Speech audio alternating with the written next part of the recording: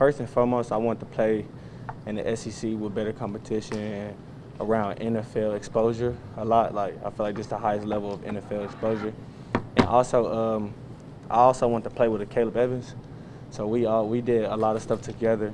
And, yeah, those are really the most two reasons. My coach left Tulsa and stuff like that. He came here. So it just made it an even better decision for us, and we felt more comfortable doing it. So that's really the three top reasons I came here. How does your relationship with Caleb help both on the field, knowing how he plays, and also when you adjust to a new place, you have someone you're familiar with here already? I feel like it helps a lot. It's because me and him, we've been around each other for since I've been in college. It's always fun to and more comfortable to do stuff with someone you know what I'm saying? And I feel like we just go tit for tat with each other. We're completely different if you see us as people, and we act differently, but on the field, it's we know each other so well that we can play off each other. You know what I mean? I bring a different type of energy than he does, but it's we both feed off of the energy that we bring. So a few people have said that you all pretty quickly established yourself as leaders in the group, even though you haven't been here that long. Why was that important to you, and what does that look like? It's because I feel like we've been in college for such a long time, and we came from a defensive team where we were already leaders, so we know what it looked like, and we ultimately have a goal that we're trying to achieve, and we're trying to achieve it, I wouldn't say in 1 year, but this will be the last year that we have to achieve it. So if it takes us being a leader, coming somewhere and just establishing ourselves as leaders to make that goal happen, then that's what we're just going to do. When you think about playing in the SEC, where does your game need to change, improve, or does it to play in this league? Honestly, I just feel like as being a DB, I know this is the SEC, this is the top level of football, but when you play in DB, I feel like if you're good at DB, then you're going to be good. You know what I mean? So I kind of just feel like I just got to get adjusted to the playing style and the different type of plays that they run and stuff like that. But ultimately, I'll be able to guard wide receivers and still be the same me. When you were in the portal for a new school, how much of a factor was Coach Fletcher in you ending up on Missouri? At first, it was like almost a dream. I would say that it was almost like a dream because I wasn't getting too much Mizzou love. I was getting love from a lot of schools though. A lot of people was reaching out to me. I had a few offers and stuff like that, big offers, and I had my mind somewhere else. And then I got the Mizzou offer, and then it's me and Caleb can finally finish what we started together. You know what I mean? And that just changed the whole everything. It made I was comfortable and stuff like that. I'm going somewhere I know somebody that I've been working with for 4 years, like a mentor, and then my bro got to come too, so that changed the whole thing. So it just made me just have a sharp decision on coming to Mizzou. You said your personalities kind of differ in terms of you just being more the outspoken, he's more the quiet one. Yeah. How do you feel like that, I guess, how does that impact your relationship? Does that, does that benefit? Nah, I feel like you always got to have balance for everything. So I feel like that just make it bounce. If he was super outgoing and outspoken and stuff like that, and I was too, it probably wouldn't work as good, you know what I mean? But he chill. He always chilling. He definitely speaks his piece and he still talks and stuff like that. He's still funny and stuff, but in his own way. It's not how I'm funny. You know what I mean? So I think that's pretty cool. Is that you? Are you how I'm funny or no? What'd you say? Yeah. Yeah.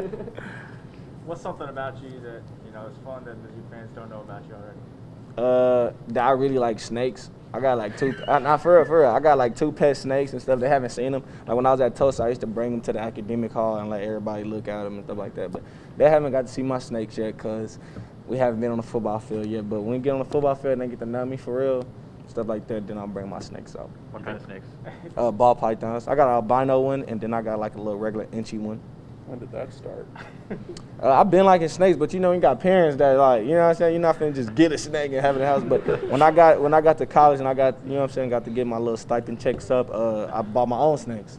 So that happened 2 years ago. I've been having for 2 years. So that was your first adult purchase was people buy cars, you bought the snakes? Yeah, well, something that I know nobody would just accept in their home. If you go buy a new car, your mom don't want you to buy a car, but it's okay, it's a car. But snakes, you can't just bring snakes over. Do you think you'll ever be able to get Coach Fletcher over to see your snakes? Nah, yeah, most definitely. He not that scared of him. He actually, because his son said otherwise AJ, yesterday. his son AJ really loves me. Like we always hang out and stuff. We chill. He always wants to see my snakes, and every time they eat, they call like, "Hey, when the snake's gonna eat?" and stuff like that. So they not that scared of him. They actually more fascinated than scared. Is it like a prank thing that you do, like with the snakes, or is it? Nah. I never really play around with them too much because I don't know how scared people are, and I don't want them to like think that I'm doing too much. You know how I say if somebody's super scared and you just overdo it, it's like he playing too much. So I don't do that. Like if somebody's scared, I just let them be scared. But if they want to get, you know what I'm saying, if they fascinated and they want to like touch it and stuff like that, I help them like overcome that type of fear. But I don't. Allie, why do you like snakes? Most people hate them. Because I feel like they super low maintenance. Like nobody knows that they're low maintenance. They like low key can live on their own. Like you don't have to do nothing. If you go to practice all day, you don't have to worry about coming home and they didn't broke out and tore up the whole house because they need to like exert energy like a dog. You know what I mean? And it's like when you take them out, they don't do too much. If they don't just attack you. They're not unpredictable. It's just a lot of stuff. I don't like dogs. So it's like I got a pet that's like completely opposite from a dog. So it's a practical decision. Yeah. Do they share a tank, or do you just let them roam? Nah, sometimes they got two different tanks, but they can be in the same tank. But I just rather for them to just one is super big and one of them is like medium sized, like so. Do you have to pick your roommates based on like their fear level?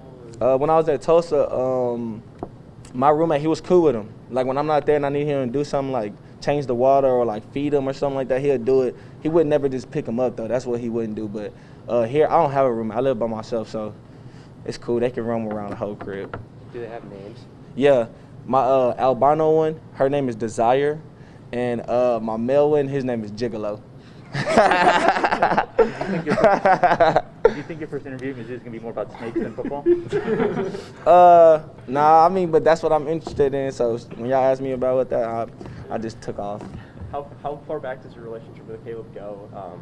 And when did you guys feel like you got closer? Really just my 2017 when we first got to Tulsa. Really before that, like 2016, because when I came on my visit to Tulsa, he was the first dude I met and stuff like that. And my coach told us, he always told us like how much we always think we're different than each other, but we were low key the same. You know what I'm saying? So as we got older, we kind of seen what he was talking about, and then we just kind of locked in. Like we never had any problems. We never got into it with each other or nothing like that. Like so. 2017 was like really the most part when we both started playing as a freshman because we, as two freshmen, it's like, if you get in a game and something happened, your coach getting on you, you're going to need a friend or something to just like uplift you. Like we kind of understood each other all the time. And like the people on the outside probably didn't see it like as that. So that's what I say. How about your relationship with Coach Fletcher?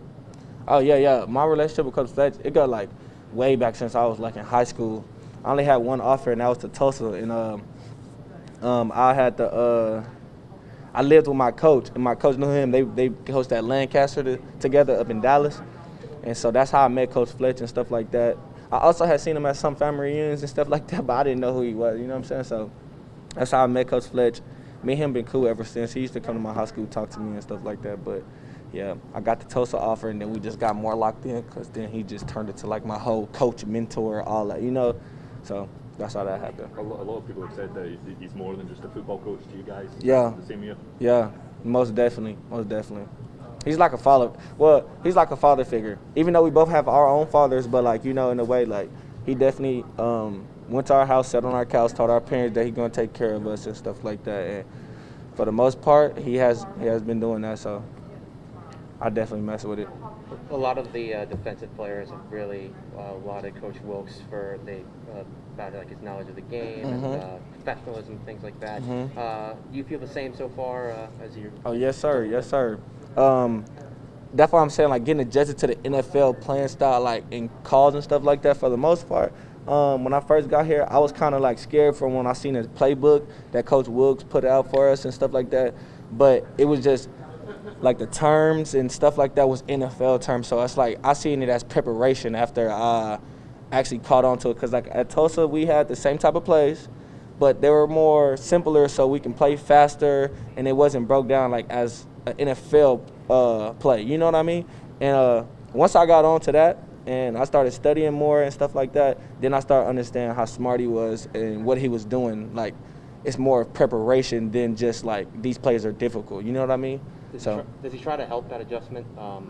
Does he Yeah. does he try to make the transition a little smoother? Yeah, I can say he does. After meetings, when I first got here, I used to just stand by the door and he can tell. Like, he'll call on me on purpose, and then I'll get the answer somewhat right. And then after meetings, I'll just stand by the door. I wouldn't even ask for him to come here. He knows. He'll stop and then talk to me and stuff and break it down to me and have those conversations with me to let me know, like, just keep working at it.